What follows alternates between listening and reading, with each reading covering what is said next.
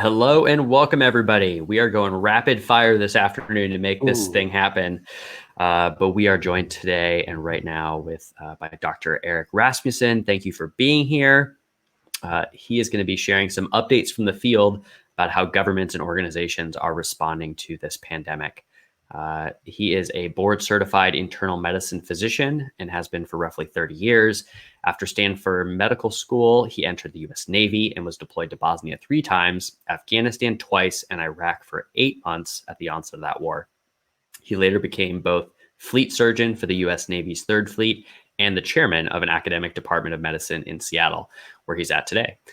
He also spent 9 years as a principal investigator with DARPA, the Defense Advanced Research Projects Agency, before retiring from the Navy and becoming the founding CEO of the TED Prize Award, awarded to Larry Brilliant at google.org to improve global infectious disease outbreak detection.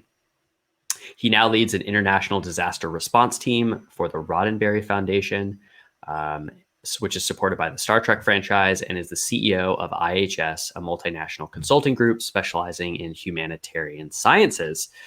With that, welcome, Eric. Let me get your slides up. Oh, outstanding. Thank you very much. And it's very good to be here. Hello, everybody. I see some people tagging in on chat. It's nice to see you guys as well.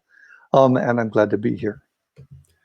We wait for some slides because we're going to talk about some cool stuff. But I did just watch Peter, and Peter was fantastic. He and I do not have much overlap, but God, he is fun to listen to. I agree. And as per usual, there's some hiccups here. So if there's anything you want to get started with while I get these loaded, feel free to go for it. Not a lot, but we'll chat for a moment, because the thing that I'm doing today is kind of catching everybody up on things that are in the news all the time. And I hope that I'm going to find some fragments that are new for you. And I'm going to offer you some actual recommendations for things, which is a bit more than we would normally do. But there's a bunch of you that don't normally hear somebody like me who's working both research and field. So I might as well do what I can to give you the useful information that's available to me. Some of it is directly related to me, and I will tell you about that. Most of it is not directly related to me. And some of it I hope you will have heard a little bit over the previous couple of days. Now, I have every intention of looking at some slides here in a moment, because there's stuff that I want to show you. But if it doesn't show up, it doesn't show up. It should be there now. Can you see that, Eric? I cannot. I've got a little spinning wheel. Oh, but no. Frankly, I don't care. What I can do is come over and bring up my own slides, because sometimes the tech is what it is, and I'm not willing to let that disturb us. So I think that right now I have a slide up that says, in a very strange colored template, but it's kind of grown on me, how governments and organizations are responding with a few alternatives suggested. Is that what's on your screen? Yep, we are on the same page. Then I can't see that at all, and I don't care. I'm going to run my own. Let's go to the next slide, please. Awesome, you got it. So part of what we're recognizing is that I'm coming very late to this particular game. You have had a couple of days and a bunch of very, very bright people who have told you many, many good things, and you're incredibly well informed now. You were bright to begin with, and you had a gravitation toward this event. So I'm going to bring some things to you that maybe can be synthesized in ways that are helpful for you, and it'll be unique maybe from that perspective. Next, let's get the first bullet up there. You know that China has gotten what's happened with coronavirus in Hubei province, in Wuhan city, and in the rest of China under control. But they did it at a phenomenally large cost, to the 1, 2, maybe 2.5% of their GDP. They succeeded, but it really has been costly. Next, Italy has tried to limit the economic impact. They only really lost about a day, but in exponentials, even that day turned out to be very consequential for them. Next, right now, at least 8 counties in California, 7 of them in the Bay Area, 1 down in Orange County, are under lockdown. That's a remarkable event and hasn't been seen for 100 years. They're sheltering in place. These are things we usually talk about with tornadoes, and maybe there's some analogy there. Next, You heard Daniel summarize the state of the global response on Monday, Daniel Kraft. In that intervening 48 hours, a ton of stuff has happened. I'll bring you a little bit up to date on some of it next. We're all learning a lot about exponentials. This is a Singularity event. We talk a lot about exponentials here, but we have an awful lot of people who do not normally hang around Singularity, don't know all that much about exponentials, but you're watching what that curve does. Next. We're also learning that it is possible to rise to the occasion, to do very, very well under stressful circumstances, and that by and large, people behave well to each other when we're facing a common enemy. And we are. Down at the bottom, you'll see the 4 now famous Washington Post assessments of what happens with various kinds of protection, various kinds of shelter in place or self-quarantining or whatever, making sure that the distancing is from not at all too extreme. And those numbers look really good. The graph is very impressive. Next, please. Here's a black and white slide, dull as dirt. That says a few things about what we know have been done that's really out of the ordinary. There are some, not all, but there are some Muslim countries that have chosen to stop Friday prayer gatherings. They're finding other ways to do it online, and they're finding other ways that are satisfying for them, but that's a remarkable statement. Next. Oral arguments have stopped. Sorry, go back to stay on this slide for the moment. Oral arguments have stopped at the US Supreme Court. Hasn't happened since the influenza epidemic of 1918. The Small Business Administration is treating this like a disaster and offering small businesses disaster loans. And now, maybe, we're going to have the first really large-scale effort at universal basic income.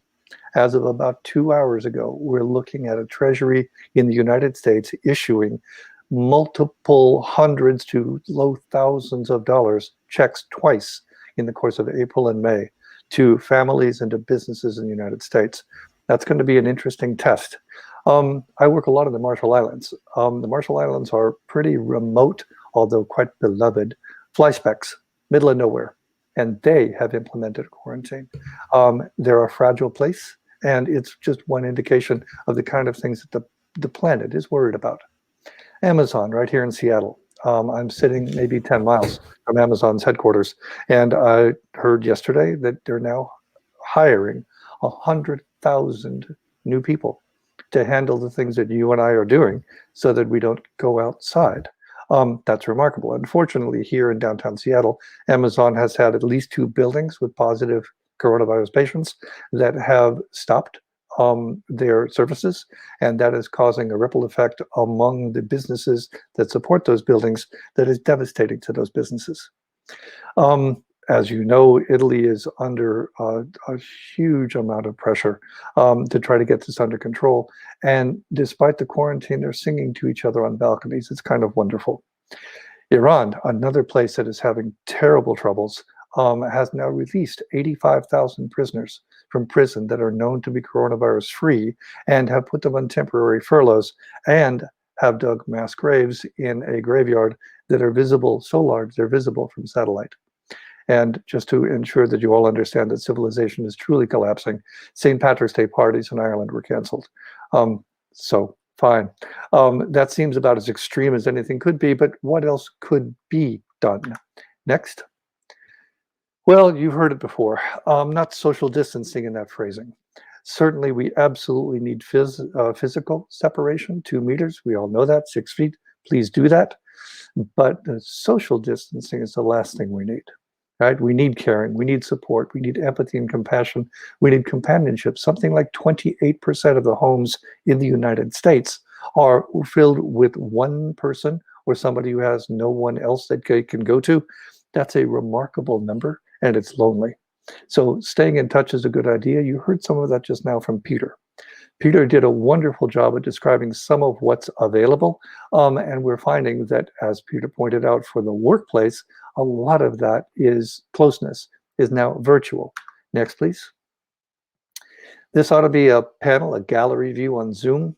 I am not a particularly religious person, but I find that my community is coming together around church services of various kinds.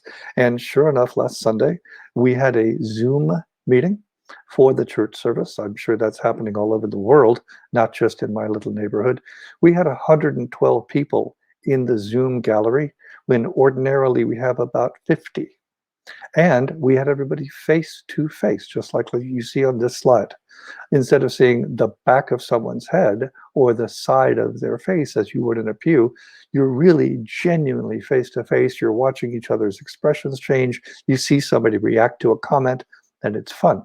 And by the way, after the speaker view, while the ministers were doing their thing, we went into gallery view, and everybody took a moment, got their cup of coffee, and began chatting with their coffee, just like they would in the normal service.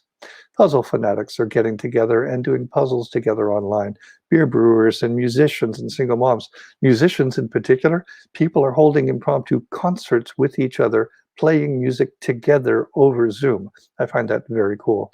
And bring up that last one, national governments are beginning to use Zoom and things like Zoom to get committee meetings efficient, and to ensure that all of the paperwork that needs to be done gets done.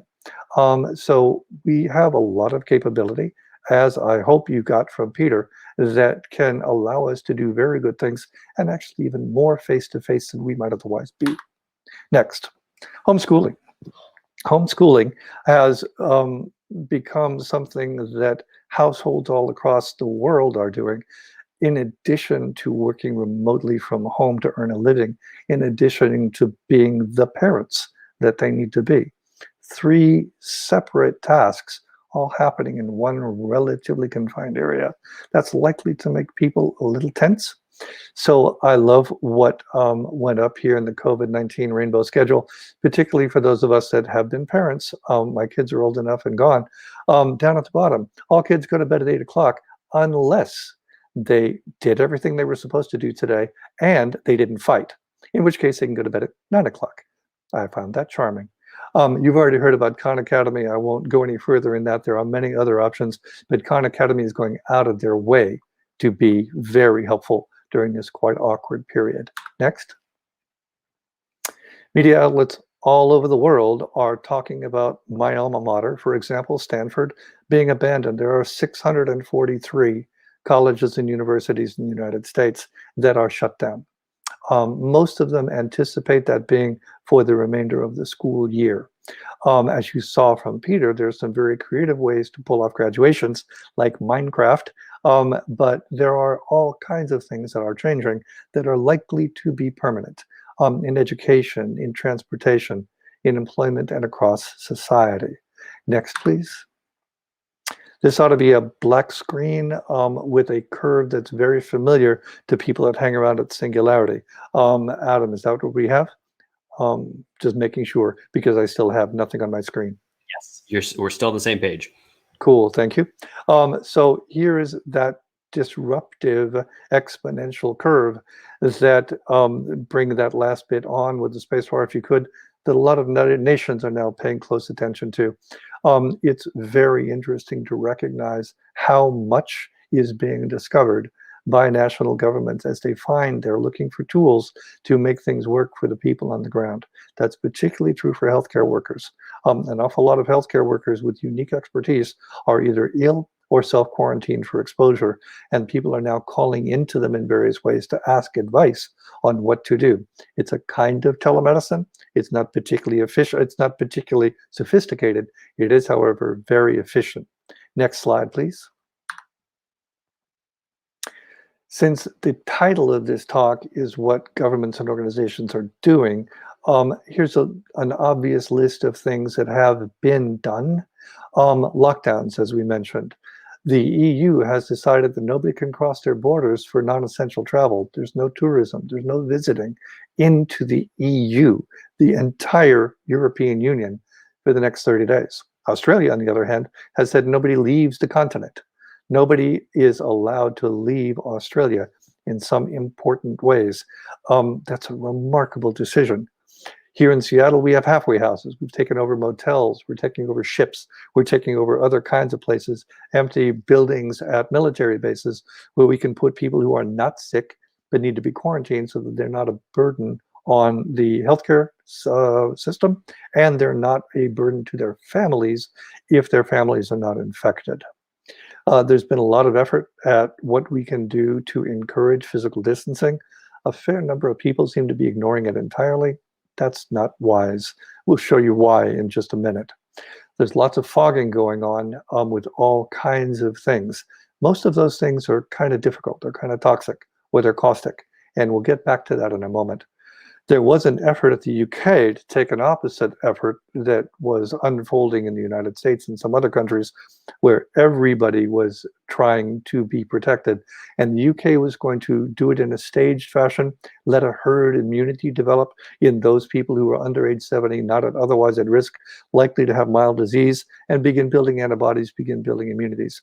They gave that up yesterday, and I'm going to show you the chart on exactly why they did that. You may have also seen Elder Hour appearing. That's where a grocery store opens up in the morning, having disinfected itself thoroughly overnight, lets only people who are at risk into the store, the elderly, the immunocompromised, and those people get a chance to shop for an hour and check out and leave. Then there's a window of time where the store is again completely disinfected before the rest of the world is let in for the shopping that they need to do. That's being called Elder Hour, and I think it started in Australia. And there's fiddling, and I shouldn't have put that in there. That's kind of a bit snarky, but it's kind of what my country is doing, and they're not trying to do it in most of the professional sectors, but much of what had been put into place had been dismantled, and many of the experts that I worked with in the White House for the Ebola outbreak in 2014 are now scattered about the place, and that makes things very inefficient. Next, please. So of those things that governments have done, we have some early results. Lockdowns definitely worked in China, but the cost was enormous. Testing is working. And as the WHO said, test, test, test, test, test, test, test. We have to know the denominators. We can't talk about case fatality rates very readily. We can't talk about infection rates. We can't talk about waves that are coming on in a Gaussian distribution unless we know what the denominator is. So testing. Philippines. Part of the systems things we'll talk about in just a second is that the restrictions, not exactly a quarantine, but the restrictions put around Manila happen to exclude a manufacturing plant that made the wiring harness for the Ford F-150. That shut down the Ford F-150 plant in Detroit for lack of that wiring harness. But that, it turns out, does not matter, because earlier today, Ford and GM, General Motors, and Fiat Chrysler all said that they are shutting down production in North America. That just changed the employment picture in this nation. UK. The UK chose to advise people to avoid public events. But unfortunately, that means that people are choosing not to attend public events. If you're one of those people that has a place that hosts public events, that does nothing for your insurance. If the UK had said, we are shutting down all of these public events, then your insurance kicks in and you can survive. But otherwise, as the Repertory Theatre in London said, 290,000 people are being thrown out of work, and it's going to destroy the entertainment industry in Britain.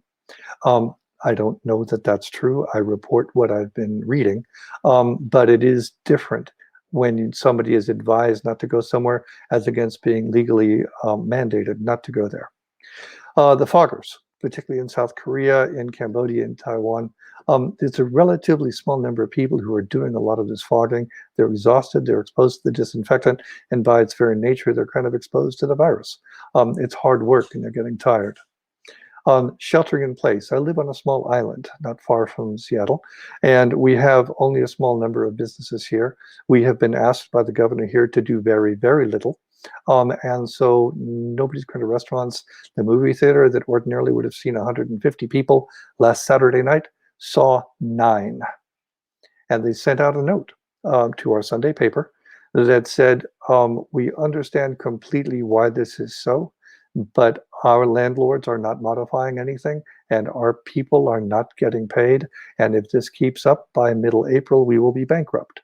And part of what we're talking about here on this island, and is being talked about all over the world, is what kind of society are we going to come back to if we do all of these protective measures, lose a large chunk of what makes us communities, the infection goes away, but things are still broken in a very big way. We'll talk about that in a second. Marriott, United, Delta, all the things where people move around, they're crashing. Africa is still invisible. As of last night, 463 cases had been identified across 54 countries. Wow. And fiddling here in the United States is not proving very useful. Next.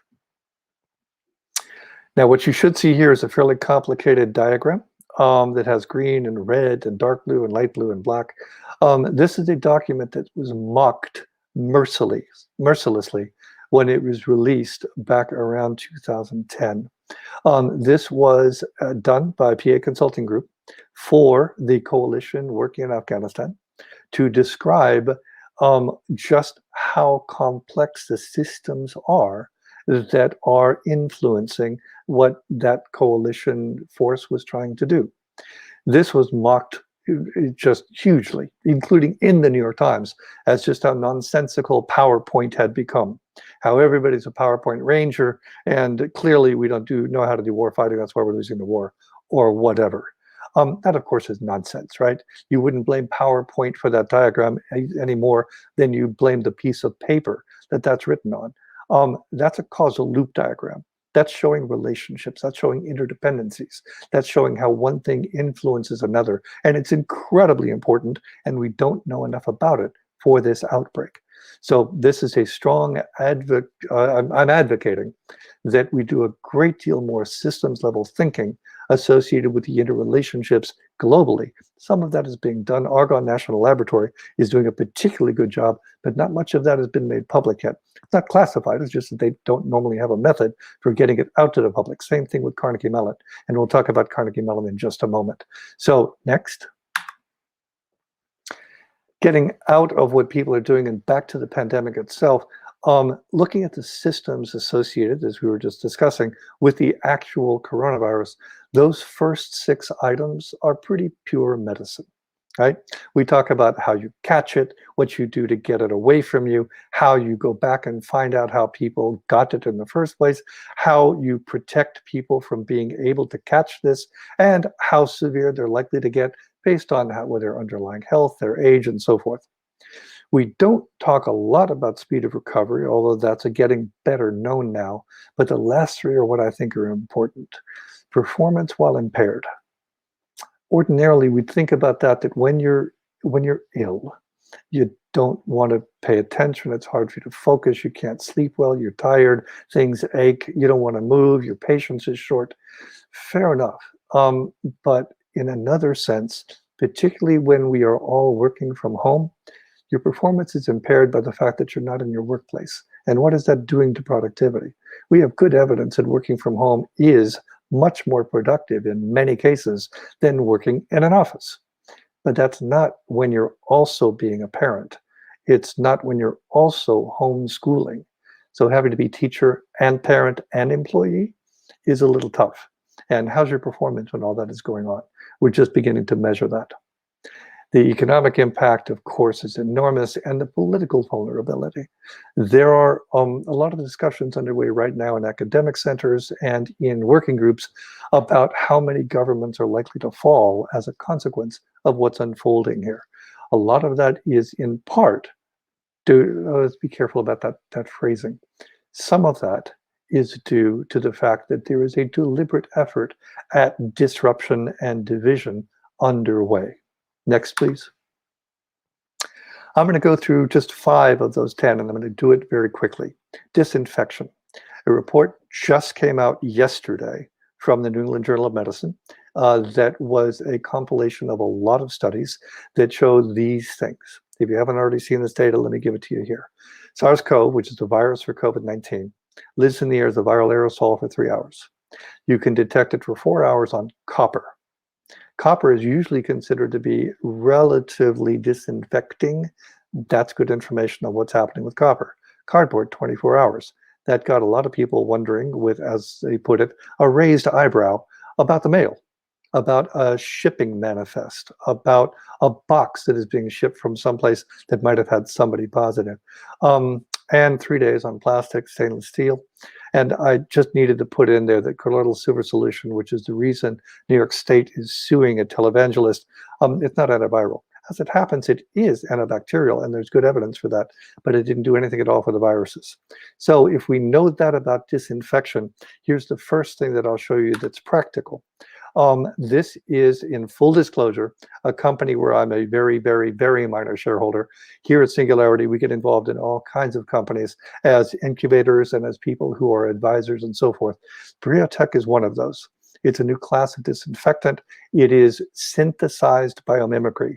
It takes white blood cell molecules from the myeloperoxidase pathway, and it reconstitutes that molecule by a brand new atomic method, atom by atom.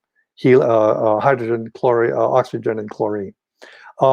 It is completely organic, it's non-GMO, but what matters is it appears to be very effective at coronavirus, at least the OC43 version of coronavirus, which is the one that usually infects humans, gives people a cold. For example, you probably have a couple of varieties of coronavirus with you all the time, and they cause occasional mild illnesses. This one that we're working with right now, which is SARS-CoV-2, we've never seen before, but most others we have. And LRV is a log reduction value of 5.3. That's how many nines. So 99.999 eradication, and it's safe enough to spray in your eyes. I've got some right here. And if I take it and spray it in my eyes and my mouth and now I'm all damp, it's very, very, very safe and has an EPA certification.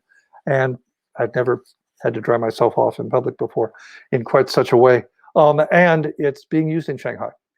China knows about this stuff, and it requested pallets way back when. And South Korea is now evaluating it because it's entirely possible that because of where it comes from, it may be interrupting one of the inflammatory cascades, the interleukin-6 cascade, and may be able to reduce, if inhaled, the acute respiratory distress syndrome that we're seeing kill people in this. It has been requested by multiple nations. It does not have an FDA here in the United States. It has only an EPA. So I would not advocate that you use it as a human being. As in the United States, the EPA does things, the FDA does people. So what other nations choose to do is their business. Moving on. Contact tracing. Very, very difficult problem. And this is a fascinating diagram. If you look at patient number 31 in South Korea, you see that he started at a club, and then he went to church, and then he went elsewhere, and then he went back to church, and then he got a fever, and then he went back to church again, and eventually he went to a clinic, was diagnosed, and shifted to a center for coronavirus patients. In the meantime, some poor schmucks had to track down everybody he saw. 1,160 contacts to make sure that they arrested the spread of what he was able to shed. So that's really tough. Let's go to the next slide. There are at least 2 efforts that I know about that are able to do some contact tracing that are available in ways that had not been so until recently. One is a new effort from MIT with the Mayo Clinic and Harvard called Safe Paths. And you can read what it says there: global scale COVID-19 private tracker without a surveillance state for individuals and health authorities, mathematically enforced privacy of personal data. There's a link down there, but if you go to Safe Paths Private Kit, you'll see it come up. The other one is from Instead, which is the TED Prize that I used to run. They do only free and open source stuff, so there's absolutely no value to me in showing this to personally to you, except to give you good stuff.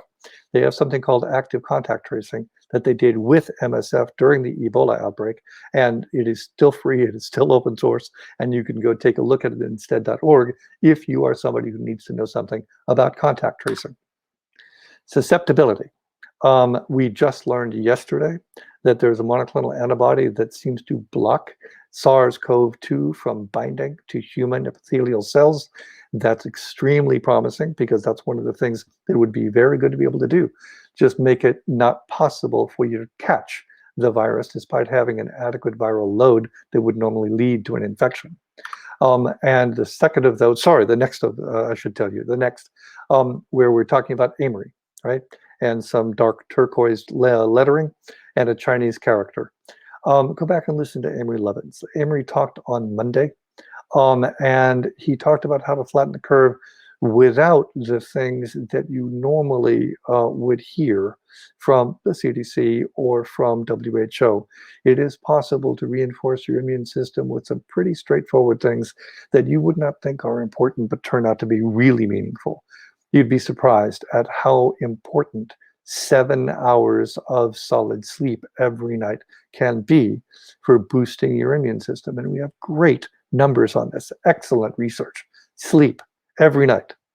Hydration. It turns out that it's much easier for viruses to bind to dry tracheal tissue than to moist, so stay hydrated. Nutritious food, regular exercise, alcohol, toxins, and of course your mental well-being. When people are thrown together in a semi-quarantined environment where everybody's working from home and nobody's able to go to school or work, it is good to be able to break free of the things that are weighing on you and do something that's kind of fun together. There's a few things: playing an instrument, meditation, board games, puzzles with those you love. Remind each other that you're actually in this together. And yes, your days are complicated and they're unusual, and you're not able to do the things you'd normally like to do, but please. And also, let me put another foot stomping against the podium for vitamin C. Amory's information is rock solid. I have been through all of the references that he gave. I am a doctor. He's very quick to tell you that he is not. The numbers, the studies, the opinions that have been published are as he says. And I personally have begun taking large doses, gram plus doses of vitamin C, L-ascorbic acid. Next, please, number 8, the economic impact. Late yesterday in a congressional testimony here in the United States, Mnuchin said that there might be as much as 20% US unemployment by late summer. Back in the Depression, we had an unemployment rate here in the United States in the 1930s. We had an unemployment rate of about 24%. That is much higher than we had during the recession in 2008 and is a societal transformation. We have already seen what's happening to the global airline industry. What might not be so visible is the global shipping industry. For the past month, I've been following the Shanghai Shipping Index, and a fair number of ships have left port with 10% of their expected cargo. That's not manageable, right? These are companies that work on relatively thin margins. They work on cash flow. They work on immediate revenue, and they haven't had the cash flow. They don't have the revenue. They have to pay for the ships. They have to pay for the crews. They have all kinds of port fees that have to be paid, offload dock workers, longshoremen, and it's not there. Something that we might be missing is what it's going to take to restart the global supply chain. China's factories are idle because there has been a significant reduction globally in who's buying stuff, with the exception, of course, of things that are happening on Amazon. But for the restaurants and the small stores, there are lots of things that are not getting the consumers that they would have expected. And so the things that have happened to China may become exacerbated by that. US and EU retail are unfilled. I sit on a group of disaster responders, and one of them just a couple of days ago said that they were told by a local big box store in their area near Los Angeles that they did not expect to be able to refill their shelves in this coming week. I don't know why that should be. That's not an area that's particularly affected, but apparently the supply chain process is that broken already. Africa will eventually become visible as we get testing and we begin to see how widespread that is. We've already seen what's happened in other locations where people gather. Iran is badly hurt, and there may be repercussions in all of the places where Iran and Saudi Arabia and Russia and the United States are contesting for geopolitical importance. And of course, China, not surprisingly, is positioning itself as having been very competent. They got their efforts under control, coordinated, and their viral outbreak under control. They are making donations of all kinds of important things that they managed to stockpile because they no longer need them as much. And they're arguing that their governance model is more effective than some of the other governance models that are having struggles dealing with this. I think that's a valid perspective, and will be tough to counter for those who wish to counter it. Next, please. Economic impact of the graph. You should see the graph here. That is what caused Boris Johnson to shift the policy yesterday in the United Kingdom for how they intended to manage the sweep of this pandemic through the UK. This is a part of a 22-page brief. I'm happy to supply it to anybody who'd like to have it, but it's freely available online now. That came out of Neil Ferguson's group at Imperial College, and you see the reference up in the upper right. Impact of non-pharmaceutical interventions to reduce COVID-19 mortality and healthcare demand. This shows that if you do nothing, the black line that is very, very high is the result. And if you do everything you possibly can, the blue line at the bottom is the likely result. But what you're looking at is the red line that goes flat across the bottom. That is the number of ICU beds in the UK. So very quickly, you exceed the capacity for critical care. And I'm a critical care doc. I'm an intensive care doc. I ran in the intensive care unit for years. I know what this means. It is clear that no matter what they do, they are going to have a crushing blow happen against their critical care system in early summer. They're going to try to minimize that damage, try to do everything they can between now and then to prepare for that onslaught, but it's going to be tough. But that's why they shifted away. The other graphs are elaborations on this, and I recommend reading that 20-page document. It's very accessible, and it changed the minds of Parliament. Next, please. And this should be a blue diagram on a blue network diagram on a black background. This is Kathleen Carley's work at Carnegie Mellon University. Carnegie Mellon is phenomenal. Kathleen's lab in particular is phenomenal at information operations analysis. They have done it for elections in the US. They have done it for information operations out of Russia, China, North Korea, Ukraine. They looked at the Yellow Vest movement. They looked at the Macron election. This is the Canadian election last summer. And the thing I want you to notice, and it may be difficult for you to see depending what kind of screen you're on, is the red dots that permeate that blue diagram. Everywhere you see a red dot, that's a bot. That's a link to somebody who's on a social media feed that is not human. And if you have a chance to explore that closely, there's a lot. We are seeing exactly the same kind of diagram. And she tried to get, unfortunately, you have to run these over time, and she didn't have time to get me one for COVID-19. But she tells me that for what she can see, it's very similar. She's supported by Rebecca Goolsby. Dr. Rebecca Goolsby is at the U.S. Office of Naval Research. She supports this work on information operations at Carnegie Mellon University. They are watching what's happening in the divisive messaging and the distracting misinformation that is being put out about COVID-19. You might remember that a month ago, WHO said that they were not only working with what was shaping into a pandemic from an infectious disease perspective, but also an infodemic, as people began to spread bad information, sometimes deliberately, sometimes just because they're gullible or they don't have access to good information. But this is a time to trust the experts. This is a time to trust CDC. This is a time to trust the NIH and Tony Fauci and WHO and the other institutions who've made professional careers out of this. They're very competent. They've been through this multiple times, and the messaging ought to be coming directly from those experts. So we're seeing all those classes of bots that you see there, Amplifier and Cyborg and Chaos. These are bots that are specifically designed to do those jobs, breaking us in our coherent response to COVID-19. Don't let that happen. Let's go to the next slide, and I'd be happy to take questions over the next while. Thanks very much. Thank you, Eric. I think that went pretty smooth for the remote chat operator here, or the remote slide operator. Good work. It helps if I actually tell you what to do, but thank you for being patient with all of that. You know, it ended up working out well because I could hear your keyboard clicking, and I just tried to mirror that. That works. That works for me. Yeah. Good. So everybody who's asked, yes, we will. Assuming we get Eric's permission, we will share out these slides with. Yes, I'm giving free permission right here in public. You can have those slides. I will also send you all the documents that I referenced happily.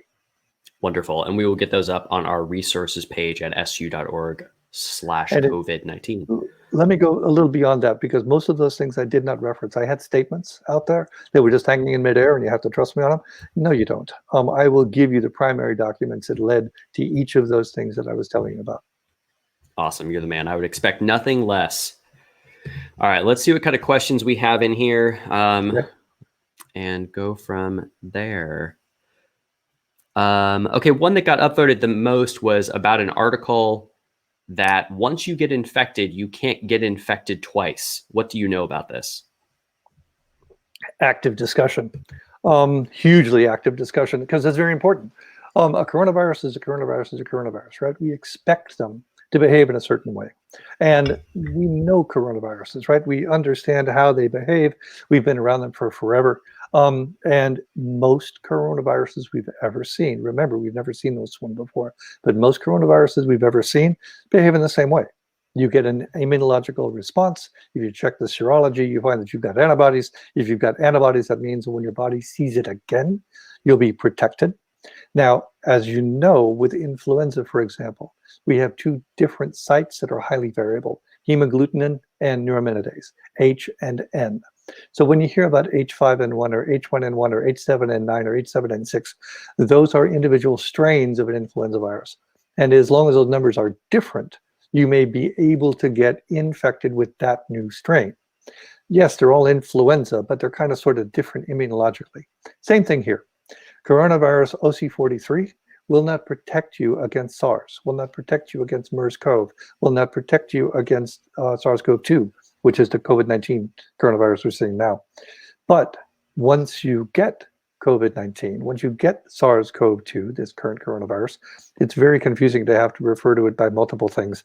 But COVID-19 is the disease process. SARS-CoV-2 is the name of the virus. Coronavirus is what we're all calling it, because when you look at it on an electron microscopy, it has all of these cool little spikes around it that make it look like a crown. That's why it's called a coronavirus. Enough of that. So if you see this coronavirus and you get infected, your body is going to treat it like any other foreign pathogen, generate antibodies, and you'll be able to find those antibodies in the bloodstream if you look for it later. That's important information. It means you've had it. You should be immune. If it behaves like every other thing that we've seen like this, you should be immune. Unfortunately, since we've never seen it before, and we've only seen this infection since about November, the first cases appeared recognizably in late December, but genetically we've tracked it back to probably mid to late November. This ought to be something you get once and then you're safe, which is why I said on that the susceptibility slide, if you keep your immune system robust, like Amy Levins told you to, you should listen to him. I'm your doctor, you should listen to Amy Levins. Then you're likely to get a milder illness, you'll recover more quickly, you'll have a good antibody response from your healthy immune system, and you'll go back to work immune, which means you also can't give it to other people once you've stopped the shedding period. Now, all of this is unfolding, right? We're all doing our very best to understand this in real time. And we have people asking a hell of a lot of questions that we cannot yet answer, but we're trying. I promise a whole bunch of very smart, very passionate people are not sleeping so we can get to the answers to this. God, that was a long answer. Hey, Adam. A worthwhile one, nonetheless. All right, let's go. Let's talk about detection a little bit here. So Manette asks, testing everywhere is helping. However, we're really only testing people with symptoms. Is there anything that we can do to test or detect this before people have symptoms yet? Apparently, yes, because there's really good evidence that we shed before we're symptomatic. Some people do. We don't know why them and not others. But again, we're sorting all this out in real time. So it ought to be possible to detect people who are not symptomatic, but who are infected by the virus that they're shedding. Now, where do we get that virus from? At the moment, we're doing nasal swabs. Most of the time. You can also do throat swabs and you can do other things, tracheal aspirates and lung aspirates and other things as well. But right now we're sticking a Q-tip in your nose. And by the way, it has to have a plastic stem. It cannot have a wooden stem. It turns out the wood reacts in an interesting way with the reagents. It took us a little time to discover that too. So it has to be only a plastic swab. So we stick it in your nose. It's very uncomfortable. We get it thoroughly saturated, we do things to it in reagents, and we get a positive or negative response. If you are shedding, if you're in that window between getting infected and getting symptomatic, then we ought to be able to pick it up. But again, that's kind of dependent upon how rapidly that virus is replicating. And if it's not showing up in your secretions because there's just not enough viral particles, then maybe we'll miss it. Or maybe we'll get a half an answer. Do we count half an answer? Well, maybe. If you listen to Laurie Garrett, and you should. Laurie's at the Council on Foreign Relations, and she wrote a book called The Coming Plague about a quarter century ago that is absolutely fantastic. And she was spot on then, and she's spot on now. And she's getting interviewed all over the place. And one of the things she's drawing a distinction on is whether we need a detection test or a diagnostic test. So something that says, oh, very probably, or something that says, yeah, by God, you're going into quarantine. Those are slightly different. You can afford to be warning, having a screening test that says, yeah, probably, so people know to be cautious, know to not hang around their 81-year-old mother, because their 81-year-old mother will not handle the illness as well as they do. And as it happens, I've got somebody around me just now who came back from a trip to Europe and went to visit their relatives, didn't realize, and infected their 65-year-old sister, and as I just said, 81-year-old mother. Not a member of my family, it's somebody on the East Coast, but the guilt associated with that is apparently pretty heavy. That person was in tears on what they had done, infecting their mother and their dangerously compromised sister, when she herself had not had any idea she had even been exposed. So there's an example of maybe shedding before symptomatic. And by the way, she's very symptomatic now. She definitely has coronavirus. So interesting and unfortunate. I think we might have time for one, maybe two. Quick one here. What dose of vitamin C are you taking? Are there any supplements you'd recommend? Lots. No, I would go to Amory's deck, because he's got the science. So those of you who don't know who Amory Lovins is, or didn't know that you should have watched his presentation, you can go onto Wikipedia and look him up. He's bright, and he's very, very careful. And what he's recommending is probably what I would recommend. In my case, I'm taking multiple grams a day. I'm not religious about it because the stuff is edible and it's kind of tasty. So I genuinely take it like candy to, as they say, symptom limits. That means until the diarrhea starts, okay? Then you back off by 2 grams.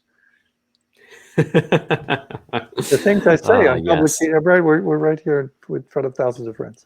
That's right. Exactly. I mean, you got to know when to stop. It's always a good sign. Right. It's you and me, Adam, and a couple of other people listening. Got it. Just a couple other folks. Okay. Last one, and then your closing thoughts. Do you anticipate this coronavirus to mutate? Oh, it already has. Yeah, we know that. So there are people that do really good genetic analyses as things unfold, and as the samples come in, a subset of them go off to people who do that particular kind of thing. And we're already watching variations in the genetics. There are people actually that I would talk to on Singularity faculty as a part of this this webinar that know a lot more about that subject than I do. But we've already talked, at least in the WHO meetings I've been in, we've already talked about SARS-CoV-2A and SARS-CoV-2B. So one has characteristics of high lethality, low transmissibility. The other is high transmissibility, low lethality. So you can get it, but it won't kill you. Or you might not get it, but if you do get it, it'll kill you. Those are a little bit hyperbolic. Don't take that too seriously.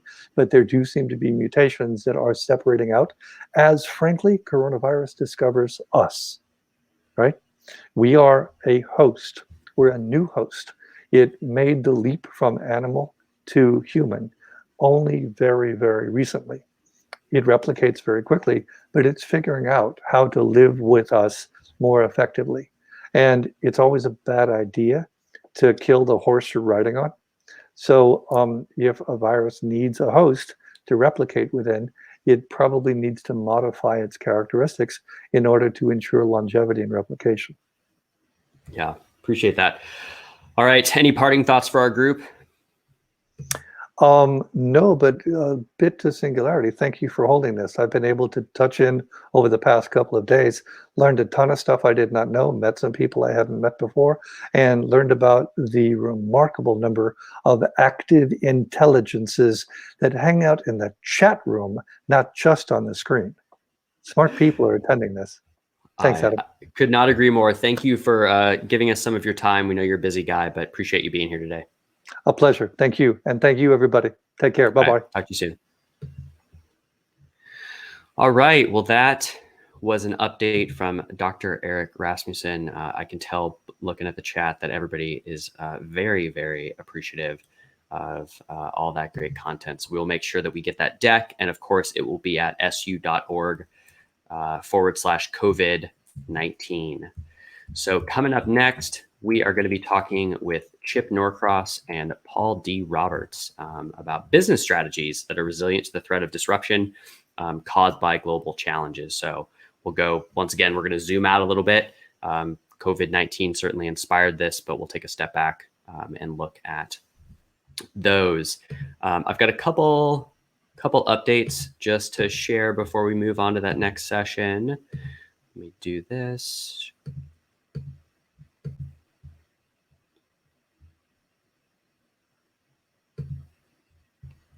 All right, getting a little bit faster. Here we go. So those resources, in case you missed them, I'm sure somebody will post them in the chat here shortly. But join the Facebook group, share your ideas. Next session, I've got a poll for you guys about some future content ideas that you might be able to help us with, so we can create some great content for you. Video recordings, if you're looking for closed captioning, subtitles, what have you, we're getting them uploaded to YouTube as fast as possible. And then, of course, any resources, slides, links, research that gets mentioned, we're putting it on the resource page over there and to the right. We've got another virtual conference coming up in partnership with EXO and XPRIZE. Check that out at exoworld.live/SU, and that's capital SU to get that. We've got a corporate innovation podcast coming out. So for those of you that are in the corporate world generally and in innovation specifically, check it out. We've partnered up with Chris Ostergaard and our friends in SU in the Nordics to make this one happen. You can get early access to the first couple episodes at that link down there at the bottom. And before this started, I put a call to action out there for anybody that had something interesting going on, solutions they were iterating, and I promised that I'd share it here. So wanted to run through a couple of these. These are by no means endorsed by Singularity University, but I thought it was a cool way to crowdsource some stuff. So we've got the NURX app. They're working on some home testing and online consultations, similarly to what the Everlywell team was doing. Also, go and check out the folks over at Nth Opinion. They built a tool to connect global partners who are on the front lines so they can share real-time, reliable, and critical answers with each other. This stems from Onicio Leal's presentation. I think is a good app to go and try out. We've got Rise Science coming in. They are doing some really awesome stuff with helping you sleep. And as Eric and Amory and many others have continued to reiterate, get sleep. It's so, so important for our immune systems and for us staying healthy. So if you're looking to get some help with better sleep, check out Rise. They've got a mobile app. It's killer. Some other stuff that has come in along the way. I've got some ideas of stuff that people would like to do. Resurgo is doing some ncRNA analysis, and it looks like they are developing the open source of the genome to maybe help others kind of iterate on solutions faster. And then Keith has come up with covidreport.net, where he's trying to aggregate news that's going out about it. And then, of course, we actually connected with Everlywell and had them on the first day. So thanks for coming. And then endcoronavirus.org. Looks like they're putting together an action network of scientists and volunteers. So if you're interested in contributing to that, go for it. And if you've got others, tweet at me. We'll continue to publish these and share along the way. But that is it for this session, and we will see you here in a couple of minutes.